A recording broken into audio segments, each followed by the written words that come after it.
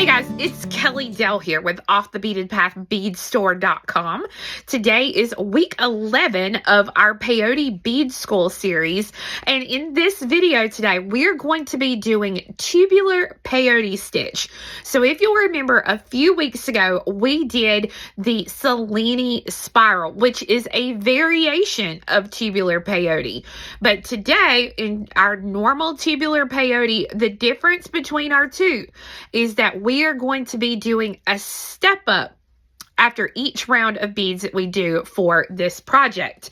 So I didn't want a project that's going to take us 9 million hours to do. So we are going to cover a needle case today. So you're going to learn the stitch, and it's really great because you'll have something to bead around and something to hold on to as you work. So it's going to be really, really nice. Now, the thing you need to know about the needle case that I'm showing you, this is called a non-flush needle case. The reason it's called a non-flush is because the top is not flush with the tube itself. So that is the reason it is called a non-flush. If you get a regular needle case, this part will work, but the topper that I'm going to teach you will not work for a normal needle case. It's going to be too big. So that is why we are using this non-flush needle case. Now, I do sell these on my website, offthebeadedpathbeadstore.com, but as of the day I'm filming this video, I only have a certain amount in stock and our distributors are out of them. I promise though, if I do not have these in stock when you check, they are supposed to have more on May 29th, which is near the end of this month, and as soon as they get them, we will have more of them. Okay, so don't worry, we definitely will have more of them if we are sold out when you go online to look. But I'm sure there's some other great retailers who also sell these non-flush needle cases. So let's take a look at what you need to get started. So before we can transform this into this, you have to know how to understand a tubular peyote graph. So when you look at this graph right here, you'll notice it looks similar to a normal flat peyote graph. The thing that tips you off that you're looking at a tubular peyote graph is that you'll notice there's a diagonal line of beads here that has a white outline. These are your step-up beads for each row that you're going to be working on. This is the only way to tell or distinguish between a flat graph, flat peyote, and a tubular peyote. So even though this graph is flat, it will still be worked in the round, and that's how we know, because we have these little boxes, and this helps us know what about the step up. So when you're looking at the word chart, you'll also notice that next to rows 1 and 2, which is right here, there is only an L, okay? Every row after that will have an L. So you can see here, rows 1 and 2, L, row 3, L. This means that you will always be working in one direction, and that is going to be to the left. And it's really important because if you're going to do a design where it has a number on it, like this one right here for the number 12, size 12 needle, if you don't start this in the right direction, this will be backwards, and you won't know it until you've started it and you're like, whoa, wait, something doesn't look right. And so you really have to pay attention about how you start your rows. So if you look here and you look at rows 1 and 2, you'll see the pattern starts with 1A and 3G right here, 1A, 3G. This means that you will be starting the pattern at the top of the graph on the right-hand side, because right here we've got our 1A and 1, 2, 3G right here. And I know that this is going to be where I start because you see right there my little white boxes. That is where my white boxes start, and they go down at the diagonal. So this is where I will actually work to start my pattern. So you have to pay real close attention to that if you are reading your word or your bead chart and not your word chart for this. You want to make sure that you're starting in the correct spot, because if you'll notice here, row 3, we're going to add 2A. So that's going to be this bead and this bead. So that bead right there is my step up bead. When I come around to the end of the row, I'll be stepping up through this one so that I can start that next row. So that's the biggest thing that you have to pay attention to if you're going to be following the the bead chart and not the word chart. But let's go ahead and look at how we're going to get started.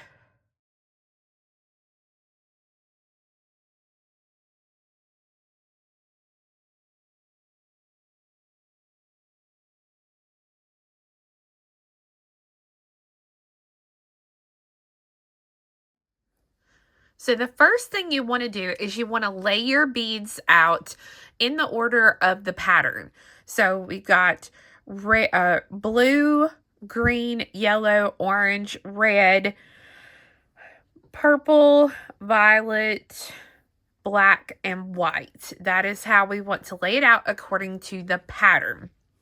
I'm using the No More Oops bead tray made by Lakeside Jewelry, which we sell on our website. After you get your beads laid out, then you will need to thread your needle with 2 yards of thread.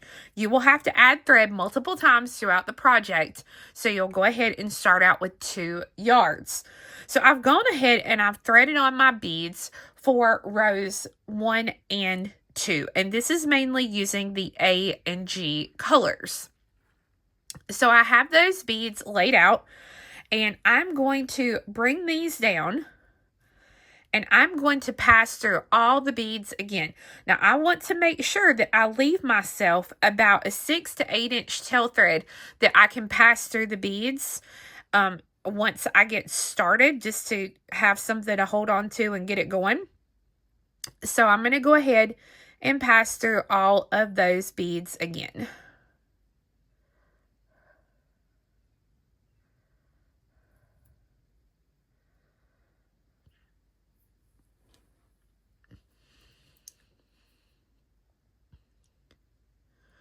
And once you've gone through those beads again, you will want to come out of the very first bead that you added, which is going to be the bead here.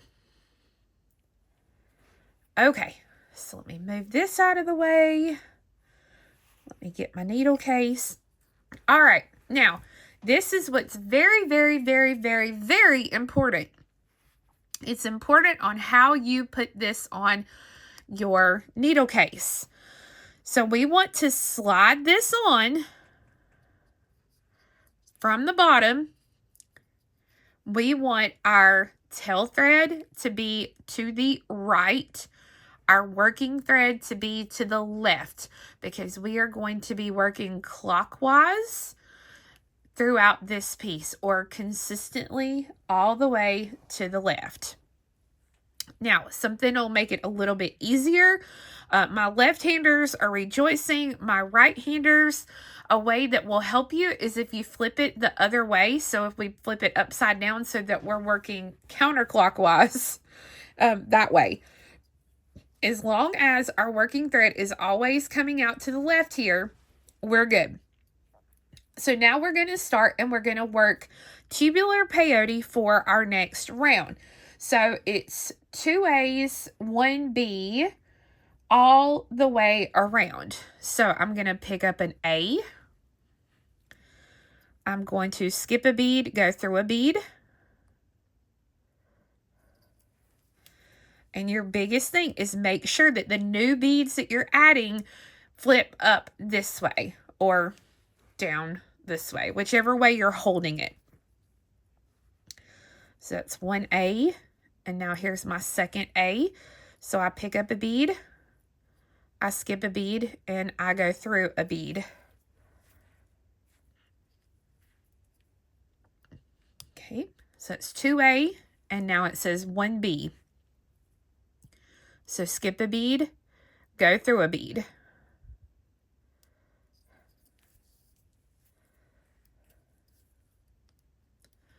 And I'm going to continue just picking up 2 A's and 1 B all the way around. Although it tells me I'm picking up 2 A's, I'm doing them individually and not at the same time. We're not doing 2 drop. So, and you'll need to make sure, again, that you're always putting on and making sure the new beads stay flipped to the next row.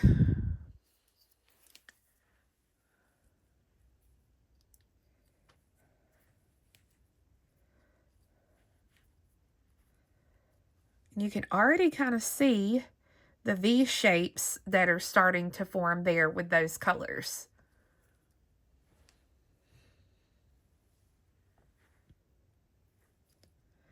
So I'm going to continue to work around, picking up a bead, skipping a bead, and going through a bead just like my normal peyote. So as you can see, I've gone all the way around, adding 2A and 1B until I get back here. Now, I still need to add one last B for the row. So to finish the row, I pick up 1, I skip 1, and I go through 1. So this will be the bead that I will be passing through.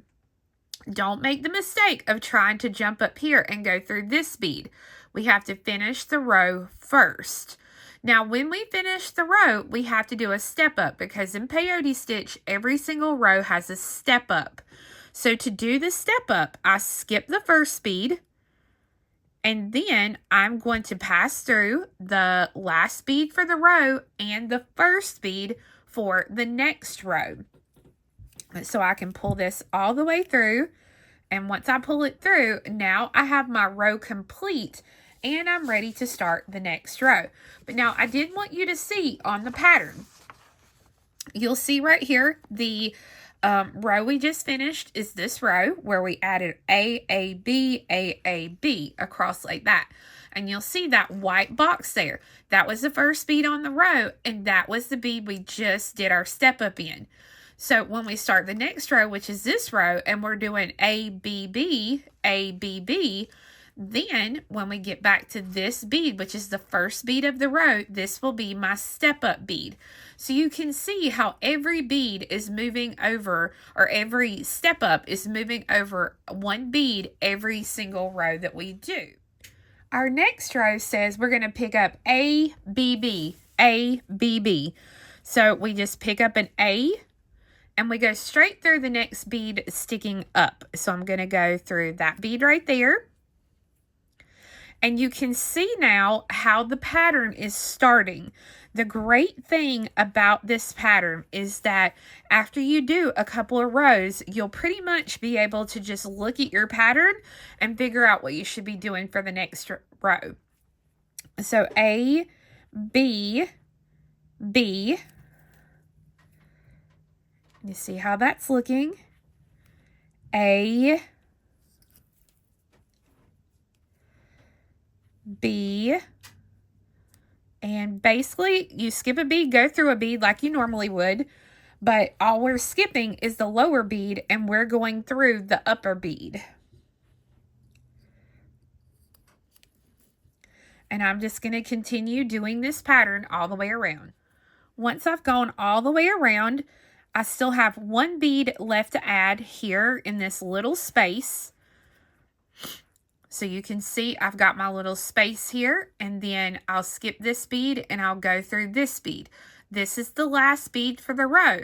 So I can finish the row and step up through the first bead of the next row.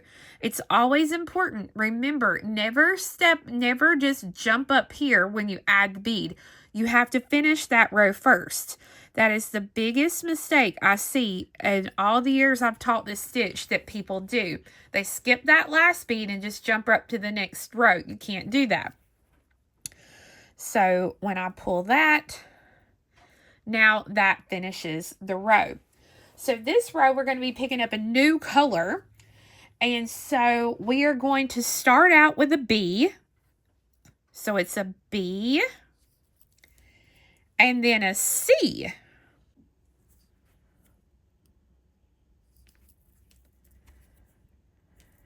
So we have our B and we have our C. Now it's 2B. So 1, 2, and then a C. Whoops. Okay. And you can see now how we've got these little green zigzags. And so we're going to continue on adding 2B and 1C all the way around. So once I get to the end of the row adding 2B and 1C, I have one bead left here. And this bead that I'm going to need to add is a B bead because I'll have 2 B's side by side. So we have to finish out the row. That means we skip a bead, which is the lower bead, and we go through the next bead, which is this one. And then we do our step up. So we'll be coming through these 2 beads right here. And then that will finish out the row. So then that takes us to row 6. So in row 6, our pattern is going to be 2C. So 1, 2, and 1B. And we're going to work that all the way around. So at this point, you're really starting to see how these zigzags are working. When I get to the last bead of the row, I'll be adding a B bead. So we do our normal thing. We skip a bead and we go through a bead, which is going to be my green bead here. And then we step up through that first bead of the row. And you're just going to continue working your rows until you have, got it caught on my bracelet, until you have the length of your case complete. So you're going to have to add thread several times, and I've showed those throughout the Peyote Stitch series, so I'll link below in the video description box of some videos if you need help adding any thread to your project or finishing off thread. But just keep working until you get to the end. So once you follow your pattern and you finish the beadwork itself, you're going to go ahead and tie off any extra threads that you have on your piece. Now that those threads are finished, we are going to start on the bottom of the needle case. So if you're doing the rainbow version, you can really pick any color you want to finish out your bottom. Since I kind of have this lavender color here with the red, I think I'll go ahead and do the bottom in lavender. So we'll want to thread a needle with 1 yard of thread to get started with that bottom. To start, I'm going to thread on 6 11s. And again, it does not matter what color you pick to do the bottom. On the step-by-step pattern, I actually do this in 2 different colors just because it's easier to see. So if you have that step-by-step pattern, that will help you as well. So now I'm going to go back through all 6 of those beads again. And the main thing is you are not going to tie these 2 threads together. I'm going to continue on through 1 more bead and then just kind of hold this tail thread out to the side as I work. So I'm going to go around now and I'm going to leave this just a little bit loose. I don't want to pull it super duper tight. I'm going to leave it a little loose and I'm going to pick up a Delica, skip. And I'm not going to skip anything here. I'm just going to go through the very next bead. And so you see kind of how that pops out there.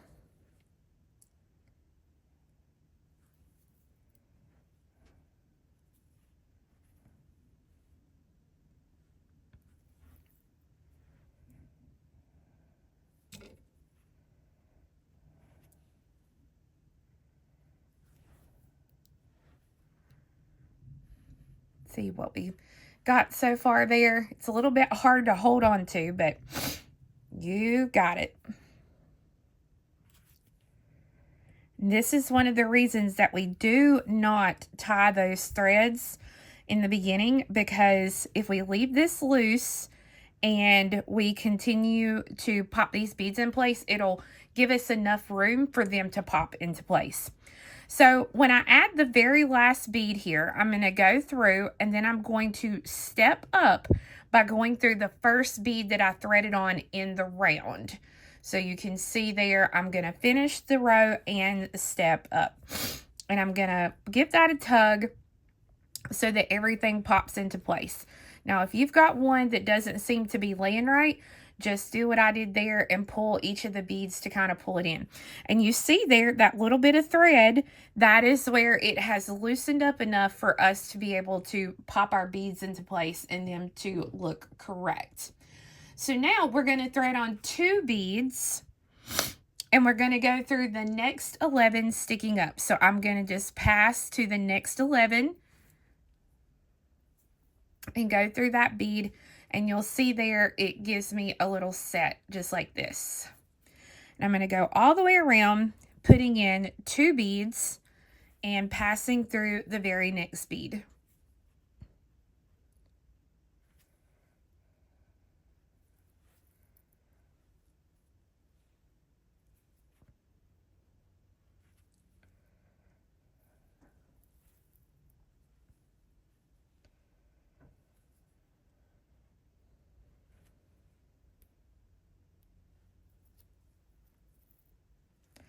When I get to the end of the row, I'm going to go through the last bead, which is this one right here, and then I'm going to step up by going through the first bead of that first set of 2.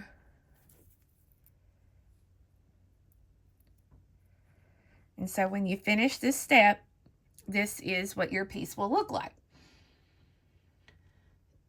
I'm going to thread on 1 bead.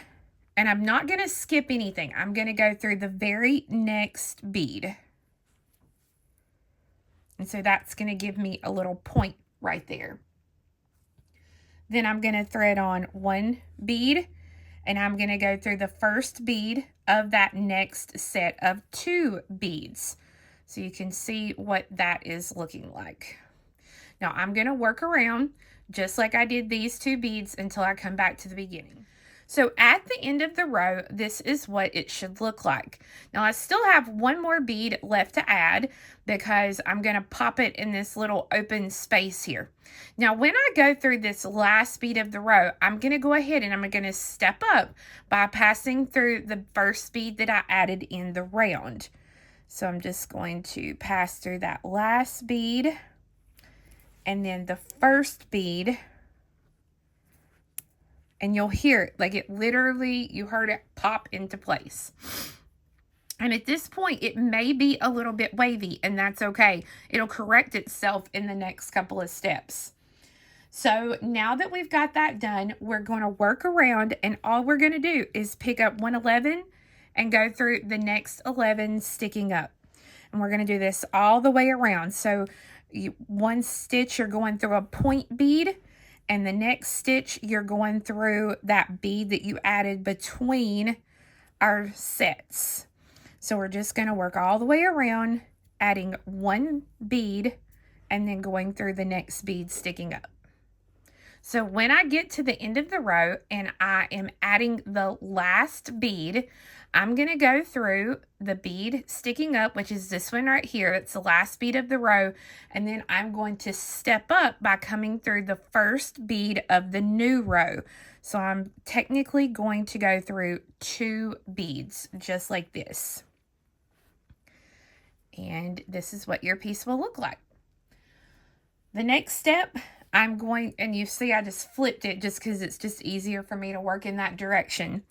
You'll want to pay attention here because we're going to be alternating what we do. So for this first stitch, I'm going to pick up 2 Delicas and I'm going to pass through the next Delica that is sticking up. The next stitch, I'm only going to thread on 1 of my Delicas and go through the next bead sticking up. So you'll want to go through. Now, the first stitch is going to be 2 Delicas, and the next stitch is going to be 1 Delica. And we're going to work around adding beads just like that.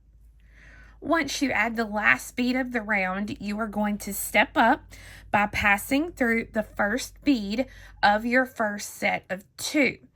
At this point, we can go ahead and put a needle onto this tail thread here in the center, stitch it through a few times, and then get rid of this short thread.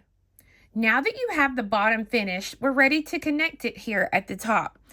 So you'll notice, again, I'm coming out of the first bead of my set of 2 that I added on this last round. So I'm going to pick any one of these beads that are sticking up here on the bottom of my piece. So I'm just going to start with this first purple bead here on the end. And I'm going to take the needle and I'm going to pass through that one bead. Now for now, I'm going to leave this pulled back so that you can see where I'm going. Once I go through this bead, now I'm going to come through the very next bead, the one right next to where my thread is exiting, and I'm going to come through that bead. Now be really careful that you don't go through 2 beads. We only want to go through the one bead. Ask me how I know. All right, so I've got that. Now we're going to go to the next bead that is sticking up, which is going to be this bead right here. And then we're going to go through the next bead sticking up here on our bottom. I'm going to come to the next bead sticking up here on the base. And then I'm going to go through the first bead of my next set of 2. So when we pull that, you'll see now how that pulls that together. So I'm going to go through the next bead here on the base. And then again, I'm going to go through the very next bead of my set of 2 beads. And then I'm just going to continue going through the next up bead on the base and then the next up bead on the bottom. And I'm going to continue to do this all the way around the bottom. So once you've gone all the way around and got that connected, this is what the bottom of your piece is going to look like. Once it's connected, you can go ahead and get rid of that thread, and then we are ready to start the top of our cake. When you get ready to make the topper, we're going to thread a needle with 2 new yards of thread.